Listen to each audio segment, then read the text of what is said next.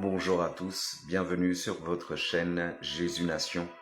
Je suis votre frère, votre serviteur, votre bien-aimé Johan.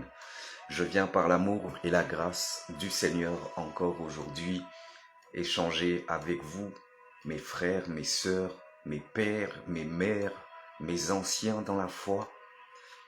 Nous avons la grâce encore ce matin d'avoir le souffle de vie qui nous a été renouvelé et qui a renouvelé notre intelligence, qui fait que tu es actuellement sur ce direct. C'est Dieu qui produit en nous le vouloir et le faire. Ce n'est pas un hasard si tu es là. Je bénis le nom du Seigneur. Nous allons prier, en tout cas afin qu'une vie soit fortifiée, que quelqu'un soit encouragé, que quelqu'un trouve du réconfort, que quelqu'un trouve une issue, une solution, une lumière peut-être à ces ténèbres. Je veux te dire en ce matin que le Seigneur est avec toi. Je vais prier. Cher Père, je cherche ta protection, Seigneur, contre la méchanceté du malin, à contribution, Seigneur, des personnes, des bien-aimés, de ceux et celles, Seigneur, qui viendront se joindre à ce direct live. Tu es le Dieu Tout-Puissant et ta puissance alléluia, et la puissance du malin n'a aucune chance face à la force que toi tu renouvelles en tout un chacun, en moi, en mes frères, en mes sœurs. Nous venons à ton refuge avec joie parce que tu nous protèges chaque jour et aujourd'hui encore de toute attaque de l'ennemi, de toute attaque du diable et de ses entités.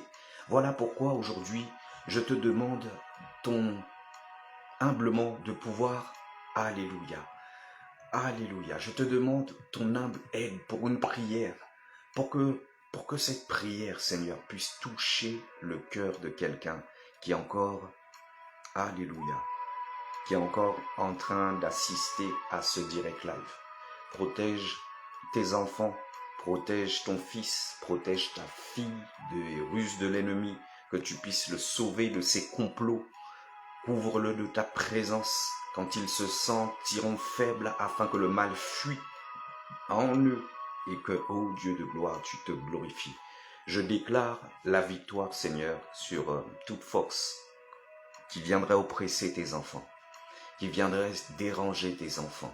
Merci pour ta grâce infinie.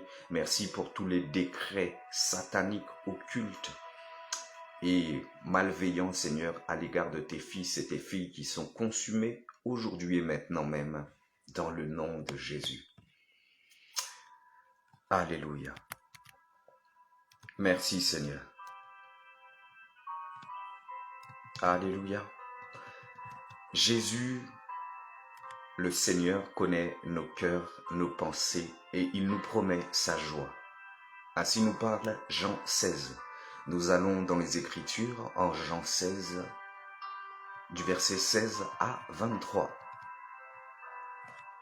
Encore un peu de temps, et vous ne me verrez plus.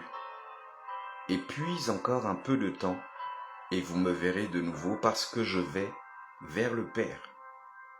Alors quelques-uns de ses disciples dirent entre eux, « Qu'est-ce qu'il nous dit ?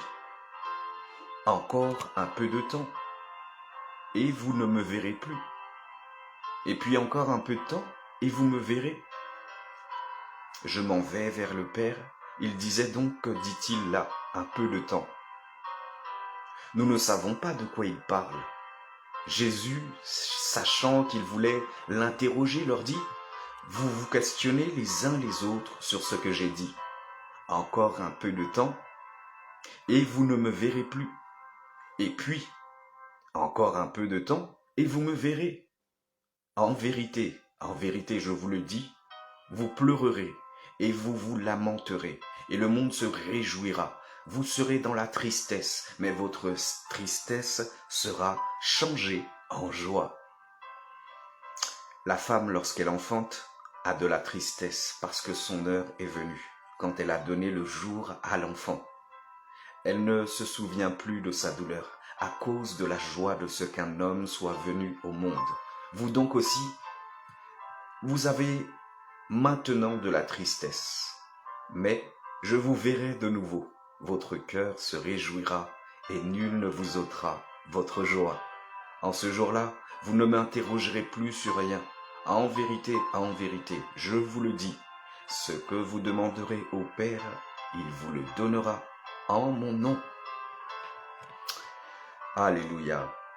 Gloire et grâce pour la parole de notre Seigneur. Mes chers bien-aimés, mes chers frères et sœurs, le Seigneur nous connaît. Il connaît nos vies avec ses hauts, ses bas. Il connaît nos épreuves. Il connaît nos questions. Il connaît nos émotions. Il est le bon berger. Et le berger qui connaît ses brebis. Et ses brebis les connaissent.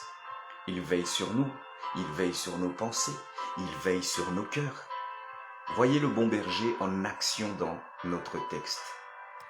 Dans la chambre haute, il s'entretient avec ses disciples. Cet échange montre bien qu'il connaît parfaitement ses disciples. Il les connaît parfaitement. Oui, le Seigneur Jésus connaît nos cœurs et nos pensées et il nous promet sa joie. Alléluia. Es-tu prêt à saisir cette promesse encore aujourd'hui? Alléluia. Il connaît nos questions, nos émotions, nous avons dit qu'il nous promet la joie. Alors nous entamons le premier point. Il connaît nos questions. Jésus vient d'annoncer aux disciples la venue de l'Esprit. Le Saint-Esprit convaincra le monde, conduira les disciples dans la vérité, glorifiera le Seigneur Jésus. Et maintenant, Jésus parle de lui. Il dit, « Encore un peu de temps, et vous ne me verrez plus. Et puis un peu de temps, et vous me verrez de nouveau parce que je vais vers le Père. » Jean 16 au verset 16. Ce n'est pas nouveau. Jésus l'a déjà annoncé. Je m'en vais vous préparer une place, je reviendrai et je vous prendrai avec moi. En Jean 14 du verset 2 à 3. Je m'en vais et je reviendrai vers vous. Je vais vers le Père. Jean 14 verset 28. Maintenant, je vais vers celui qui m'a envoyé. Il est avantageux pour vous que je parte. Jean 16, du verset 5 à 7. Non, alors ce n'est pas nouveau. Ce n'est pas quelque chose de nouveau. Pourtant, Jésus ajoute du nouveau. Il ajoute une référence temporelle. Encore un peu de temps. En grec, cette expression est réduite à un seul mot. Micron, c'est-à-dire petit. Un petit, et vous ne me verrez plus. Et encore un petit, et vous me verrez. Micron, un petit, une courte période. L'expression est répétée 7 fois. C'est sûrement important. De quoi parle Jésus? De quoi Jésus veut nous parler? Chaque mot de cette phrase est simple à comprendre. Mais qu'est-ce que cela veut dire au juste? Un petit. Un petit. On dirait une énigme. Ah oui, Jésus aimait parler en parabole. En tout cas, remarquons la perplexité, comment les disciples étaient perplexes. Alors, quelques-uns de ses disciples dirent entre eux, « Qu'est-ce qu'il nous dit? Encore un peu de temps, et vous ne me verrez plus. Et puis, encore un peu de temps, et vous me verrez. Et je m'en vais vers le Père. » Jean 16, 17. On s'interroge. On se consulte. On ne comprend pas. Le verset 18 en rajoute. Il disait donc, que dit-il là? Un peu de temps. Nous ne savons pas de quoi il parle. Cette petite parole soulève une grande incompréhension. Et même pour certains d'entre nous qui sont en train de nous suivre dans ce direct live. Et le Seigneur veut nous aider à pouvoir comprendre selon sa pensée à lui, selon la pensée divine, selon la pensée parfaite. Alors nous avançons. Il nous arrive peut-être de ne pas comprendre un passage biblique. Ou peut-être les voix de Dieu qui nous déroutent et nous laissent parfois perplexes. Nous ne comprenons pas ce qu'il veut dire, où il veut en venir. Quand on se compare, on se console. Si ça peut vous consoler, même les apôtres n'ont pas compris. Même les apôtres n'ont pas compris. Alors, sois rassuré encore en ce matin. D'ailleurs, n'est-ce pas ironique? Après 2000 ans de réflexion, l'Église chrétienne n'est toujours pas certaine de comprendre cette parole de Jésus. Il existe au moins 3 interprétations de ce passage. Là, on parle des 3 parlers, puisque chaque verset, chaque message du Seigneur ont 3 parlers, c'est-à-dire 3 révélations, 3 explications. Alléluia, afin qu'elles s'adaptent dans tous les contextes et dans tous les domaines de la vie de tout un chacun. Alors on a dit qu'il existe 3 interprétations de ce passage. Jésus annoncerait sa mort et sa résurrection. Il dit, encore un peu de temps et je vais mourir. Vous ne me verrez plus. Mon corps sera enseveli. Mon esprit montera auprès du Père. Et puis, encore un peu de temps, je ressusciterai. Et alors vous me verrez de nouveau. Et c'est vrai, peu après, ils ont vu Jésus dans son corps ressuscité. Alors, la deuxième compréhension, la deuxième révélation de cette parabole, Jésus annoncerait l'ascension et la Pentecôte. Encore un peu de temps, et je monterai au ciel auprès du Père. Alors vous ne me verrez plus. Et puis, encore un peu de temps, et là, à la Pentecôte, je reviendrai vers vous par mon esprit. Justement, Jésus vient de leur annoncer l'envoi de l'Esprit. Il vient de leur dire, je ne vous laisserai pas orphelins, je viens vers vous encore un peu de temps, le même mot.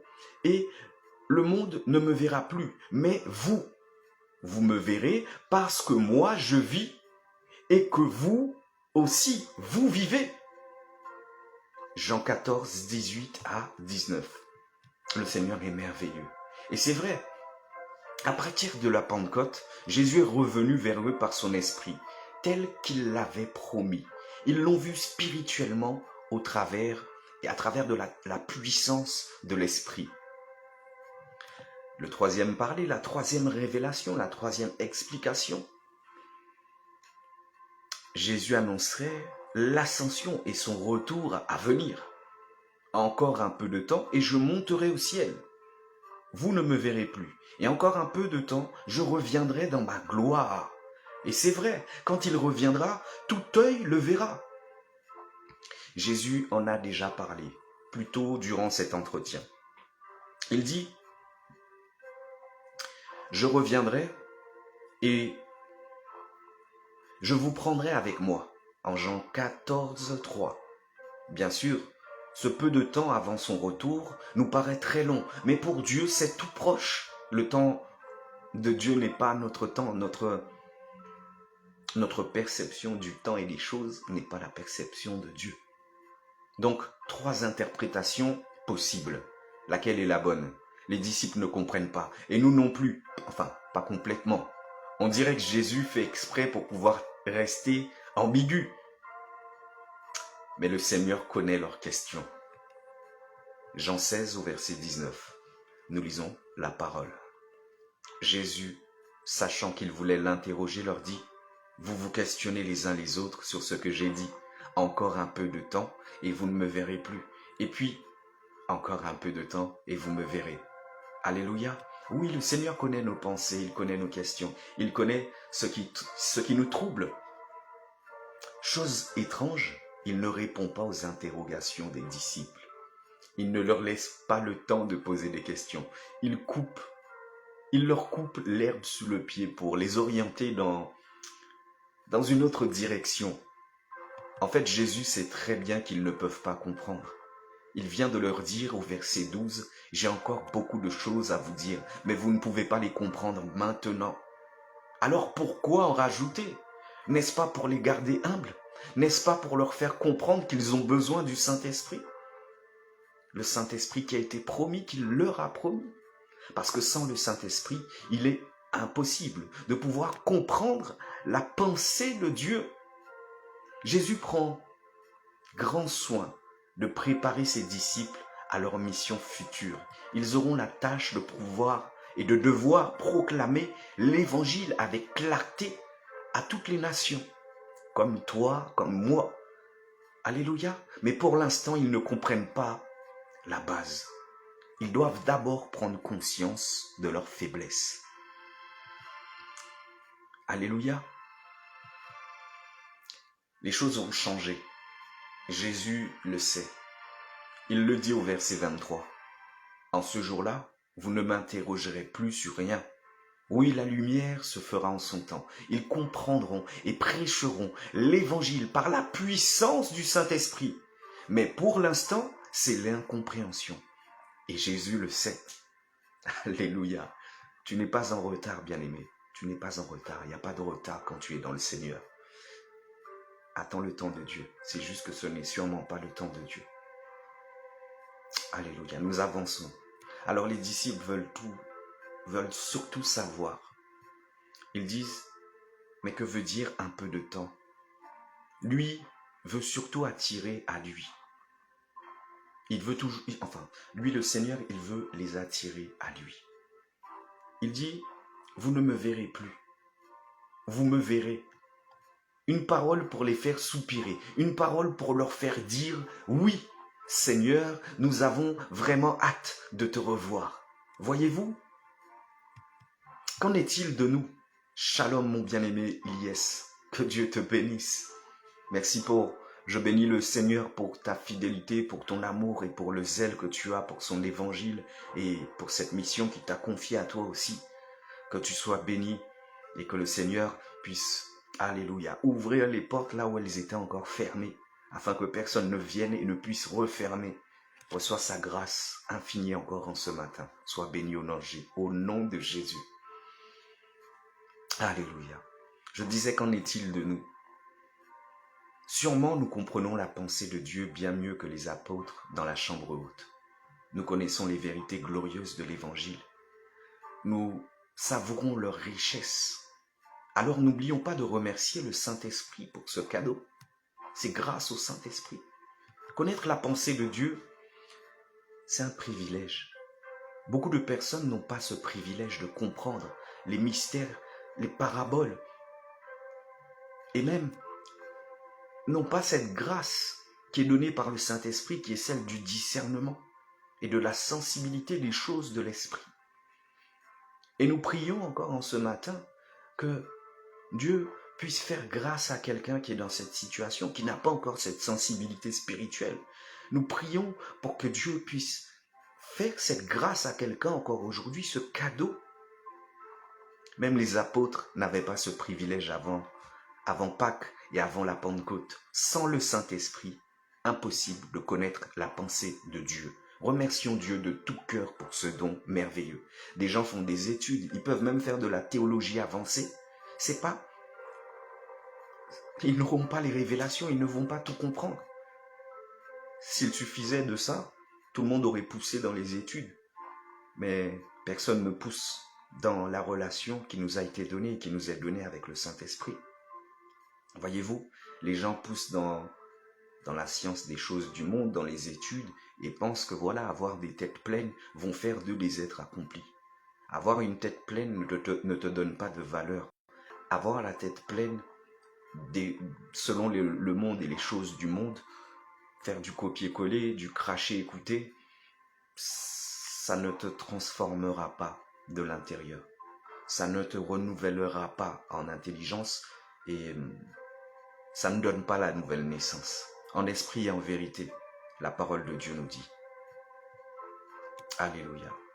Sans le Saint-Esprit, il est impossible de connaître la pensée de Dieu. Que quelqu'un reçoive encore cette grâce, qu'il soit éclairé, que les yeux voient, que les oreilles entendent, que les 5 sens, alléluia, soient accordés à l'Esprit Saint au nom de Jésus. Amen. En même temps, n'est-ce pas que nous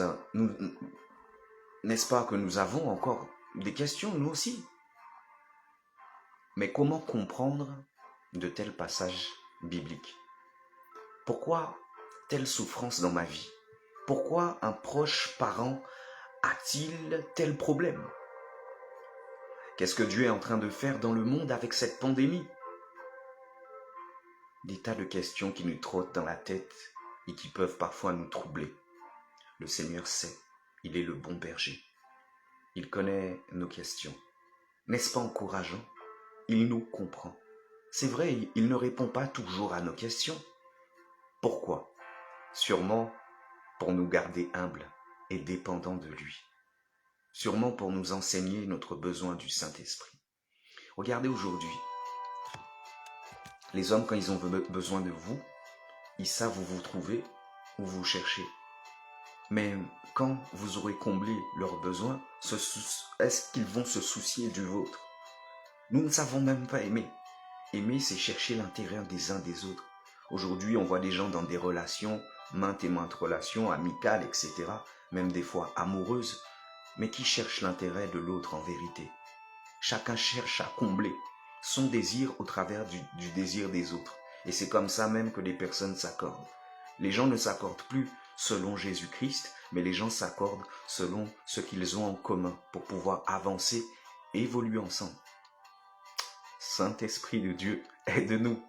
Aide-nous à ne pas garder les choses du vieil homme, mais que nous puissions naître de nouveau réellement, que nous puissions être dépouillés du vieil homme. Alléluia. Dieu veut nous garder. Il veut nous enseigner. Alléluia. Il veut nous garder humbles et dépendants. Il veut nous enseigner notre besoin du Saint-Esprit. Sûrement pour nous attirer à lui et nous donner le désir de le voir. Alléluia. Vous me verrez, il dit. Belle et grande promesse. Dieu se sert même de nos incompréhensions pour notre bien. Prions pour que nos questions se transforment en désir de voir le Seigneur. Je n'ai pas toutes les réponses, Seigneur, mais j'ai vraiment hâte de te voir. Voyez-vous, cette notion de vouloir tirer quelque chose de quelqu'un et désirer quelqu'un, c'est pas pareil. Et l'amour s'exprime par le désir pur. Nous avançons. Deuxième point, il connaît nos émotions, nous avons dit. Oui, Jésus réoriente la conversation. Il bifurque dans une direction imprévue. Eux s'interrogent. Ils disent, un peu de temps, ça veut dire quoi? Et lui, il répond au verset 20, en vérité, je vous le dis, voici donc une parole importante et certaine.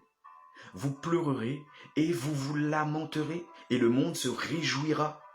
Vous serez dans la tristesse, mais votre tristesse sera changée en joie. Comment trouver sa réponse surprenante, n'est-ce pas?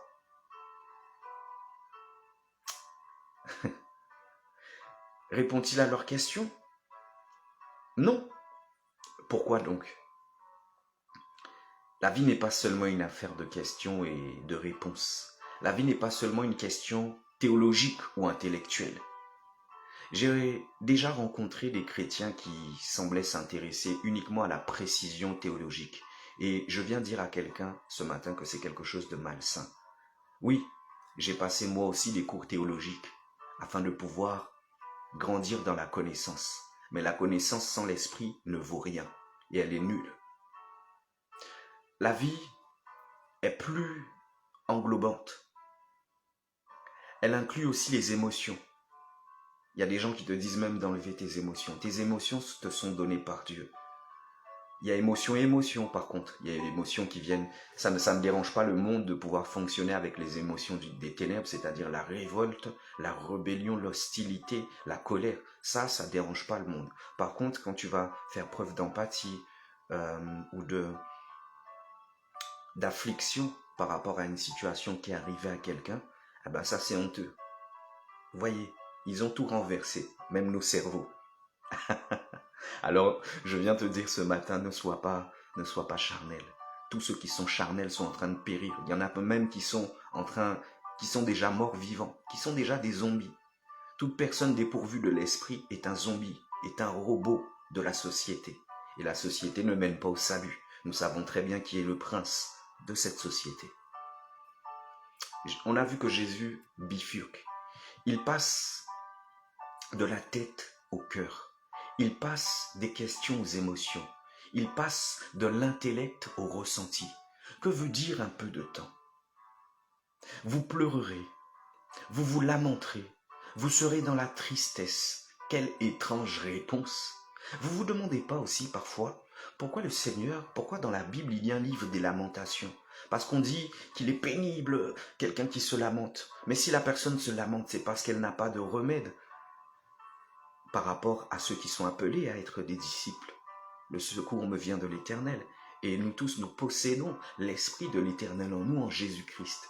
Mais nous ne savons pas compatir, nous ne savons pas soutenir, nous ne savons pas écouter, comprendre. Nous voulons toujours imposer notre politique telle que le monde fait avec nous, et telle que le monde nous enseignait d'être. Détachons-nous du monde et des choses du monde, du fonctionnement du monde, des pensées du monde. Nous ne sommes pas de ce monde. Nous avançons. Au fond, Jésus ne change pas vraiment de sujet. Il ne bifurque pas tant que ça. Les pleurs, les lamentations, la tristesse, toutes ces émotions viendront parce que vous ne me verrez plus, dit-il. Quand les apôtres ne verront plus Jésus dans quelques heures, cette absence provoquera des réactions émotives très profondes. Déjà, ils ont ils ont le cœur troublé, à force d'entendre leur maître Moïse leur annoncer l'avenir, et Jésus le sait. C'est pour ça qu'il leur dit que votre cœur ne se trouble pas en Jean 14, 1. Ils sont inquiets, angoissés. Le bon berger le sait. Il vient les apaiser dans la tempête. Et encore ici au verset 22, il dit « Vous donc aussi, vous avez maintenant de la tristesse. » Jésus met le doigt sur leurs émotions sans faire de reproches. Aujourd'hui, quand tu es attristé, on te reproche ça, on se moque de toi. Même dans l'église du Seigneur, regardez la réaction de certains. Je ne fais pas une généralité, c'est comme en tout et pour toute chose. Il y a du bon et du mauvais. Jésus le fait sans faire de reproches. Déjà la tristesse envahit leur cœur, avant même que Jésus disparaisse de leurs yeux. Au fond, la raison et les émotions vont ensemble. Si la tristesse les envahit, c'est parce qu'ils ne comprennent pas la pensée de Dieu. Et Jésus le sait. Le bon berger connaît les questions et les émotions de ses brebis. Mais voyez-vous, j'attire votre attention sur quelque chose d'important dans cette histoire. Comment viendra la réponse dans leur vie? La réponse ne passera pas seulement par la raison. Sinon, Jésus pourrait se contenter de leur donner une réponse intellectuelle, comme le monde le fait et comme les hommes fonctionnent. Non, la réponse devra passer aussi par leurs émotions. À toi à qui on a dit tu es trop fragile, tu es trop faible, réjouis-toi, tu as le cœur parfait de Dieu. Alléluia, il faut avoir la sensibilité de l'esprit. Aujourd'hui, les gens sont insensibles. Ils veulent montrer qu'ils sont des Arnold Schwarzenegger. Je ne sais pas si Arnold Schwarzenegger s'est repenti, s'il a donné sa vie à Jésus, mais si tu joues Arnold Schwarzenegger, tu vas jouer Arnold Schwarzenegger pour l'éternité, dans l'éternité avec les méchants. En enfer, là où Satan sera condamné ainsi que tous ses démons. L'importance de se détacher du fonctionnement du monde. Alléluia. Nous disions que la réponse devra passer aussi par leurs émotions. Oh, très certainement, la connaissance est importante. Elle est même essentielle. Mais il faut connaître les grandes vérités de l'Évangile pour être sauvé. Les connaître et les comprendre. Il y a des choses à savoir.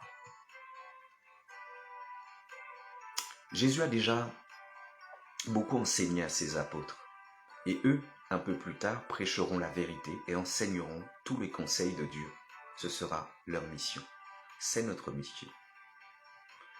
Jésus nous donne la vie par sa parole. Il nous sanctifie par sa parole.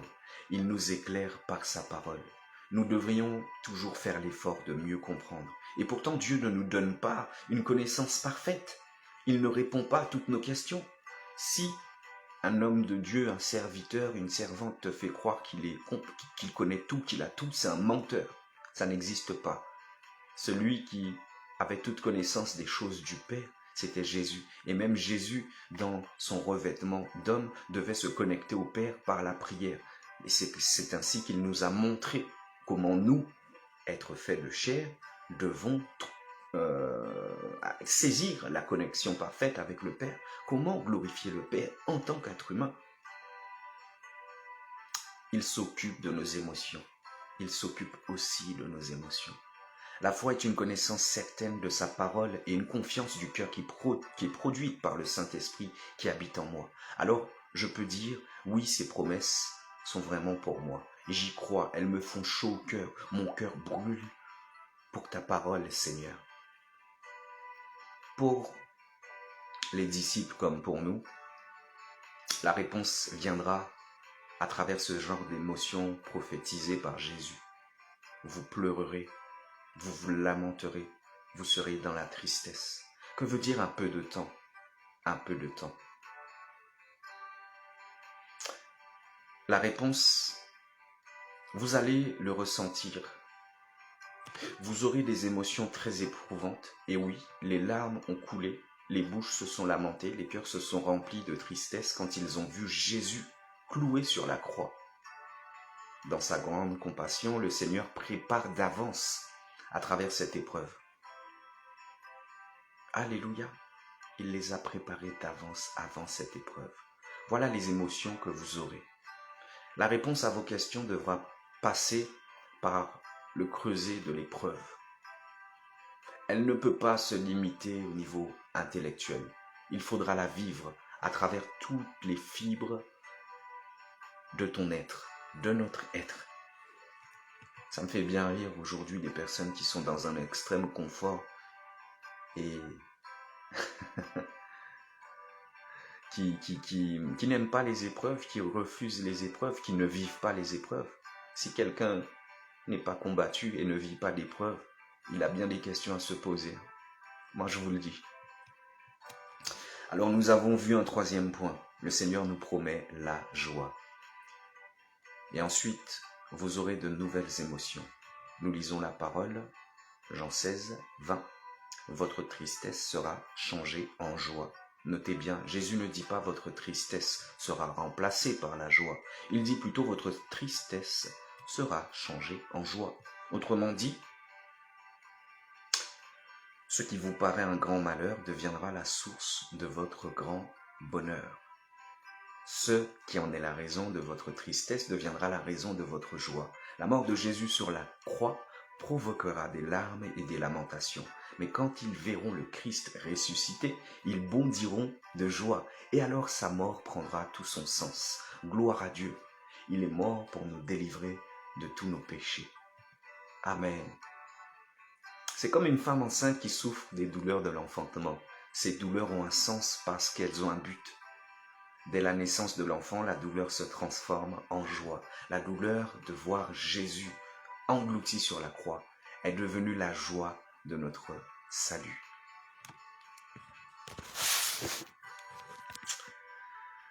Qu'en est-il de nous? Les apôtres ont pleuré quand Jésus est mort. Ils se sont réjouis quand ils ont vu le ressuscité. Ils se sont réjouis même quand il est monté au ciel, loin de leurs yeux, parce qu'ils savaient que leur Seigneur entrait dans son règne. Ils se sont réjouis encore plus quand ils ont reçu le Saint-Esprit. Et encore, quand ils ont vu Jésus à l'œuvre par son Saint-Esprit. En même temps, ils ont encore versé des larmes. Ils ont encore eu des souffrances, des persécutions, de l'adversité, en attendant le grand jour de la joie complète. Alléluia. Nous faisons partie de cette même histoire. Le temps présent contient les deux. La vie est faite de joie et de peine, de tristesse et de joie. Tristesse parce que nous ne voyons pas Jésus physiquement. De joie parce que nous le voyons spirituellement à l'œuvre. Nous vivons des épreuves, des larmes coulent, parfois on se lamente, on pleure. Le monde actuel est une vallée de larmes. maladie, souffrance, échec, mort, deuil, tristesse, division. En même temps, le temps présent nous apporte la vraie joie du Seigneur. Oui, parce que nous le voyons à l'œuvre par sa parole, par son esprit, par la prédication, par les sacrements, par la prière, par les témoignages, par la transformation des vies, par la communion fraternelle, par le travail missionnaire, par le rassemblement de son Église et de l'œuvre qui avance chaque jour. Le Seigneur nous envoie des temps d'épreuve. Il nous enseigne au travers de la tristesse. Oui, la tristesse est nécessaire. Elle fait partie du programme. Elle a un sens parce qu'elle a un but. Le Seigneur la transforme en joie. Il nous l'a promis. Il donne sa joie par le Saint-Esprit. Une joie belle et profonde. Tristesse et joie. Nous ne voyons pas Jésus et nous voyons Jésus. Nous n'avons pas réponse à toutes nos questions, mais nous avons la réponse aux questions essentielles. Nos questions et nos émotions, le bon berger les connaît. Plus encore, il nous promet sa joie, il nous donne sa joie, et la joie de l'Éternel nous suffit. Joie et peine, tristesse et joie, il en sera ainsi jusqu'à la fin pour les vrais enfants de Dieu. Bientôt, dans un peu de temps, nous entrerons dans la joie complète et parfaite. Alléluia! L'espérance est un fruit de l'esprit, et si tu vis dans cette espérance, sache que tu es déjà sauvé. Nous verrons le Seigneur face à face, nous deviendrons comme lui. Nous nous réjouirons tous ensemble. Toute la famille de Dieu sera rassemblée dans un monde nouveau où la justice sera parfaite, sera pleine. Ce sera quelque chose de très beau, de très magnifique. Alléluia. Et là, il n'y aura pas de cris, de pleurs, de lamentations. Je ne pense même pas et je ne crois même pas que nous aurons faim. La joie du Seigneur sera parfaite. Seigneur Jésus, tu te dis peut-être que tu ne comprends pas. Tu dis peut-être, Seigneur Jésus, je ne comprends pas tout de ma vie actuelle. Il me reste encore des questions, mais j'ai très hâte de te voir et je me réjouis d'avance dans ce que tu reviennes bientôt. Seigneur, tu es bon et dans cette espérance parfaite, je veux garder mon cœur dans la joie, aujourd'hui, à jamais et dans l'éternité. Soyez tous abondamment bénis, soyez tous richement bénis dans le nom de Jésus. Garde en tête que le Seigneur, ton Dieu, revient te chercher bientôt. Si tu as tout essayé, et tu peux encore tout essayer dans le monde, tu verras qu'il n'y a personne comme Jésus. Il n'y a personne comme lui. Il n'y a personne qui te connaît comme lui. Il n'y a personne qui peut te pardonner comme lui va te pardonner. Il n'y a personne qui est riche en bonté comme lui. Il n'y a personne qui est amour comme lui. Oh, bien-aimé, s'il faut continuer, je vais continuer encore des heures. Il est la plénitude et la perfection totale de tout ce que le monde dans lequel nous vivons ici-bas manque. Parce que, à l'épreuve de pouvoir être couronné et d'obtenir le salut et la vie éternelle, il nous est donné de pouvoir porter notre croix, traverser des épreuves, des afflictions, des attaques de l'ennemi et de pouvoir vaincre pour témoigner de sa gloire, de sa grandeur. En tout cas, bien-aimés, c'en est tout pour aujourd'hui. Sois, demeure richement béni dans le nom de Jésus. C'était votre frère, votre bien-aimé, votre serviteur, Johan. Shalom, à très bientôt.